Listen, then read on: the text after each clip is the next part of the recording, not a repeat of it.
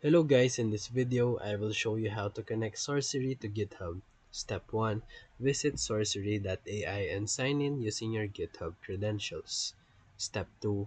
Authorize GitHub access. Upon sign in, GitHub will request permission for Sorcery to access your repositories, and then click Authorize to continue. Step 3. Choose repositories. After logging in, select the repositories where you want Sorcery to be active. You can connect all or just a few projects. Step 4.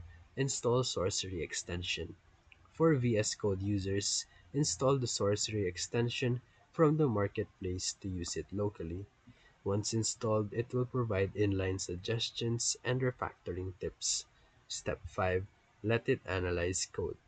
Sorcery will start scanning your selected repos and give you instant code improvement suggestions through the dashboard or your IDE.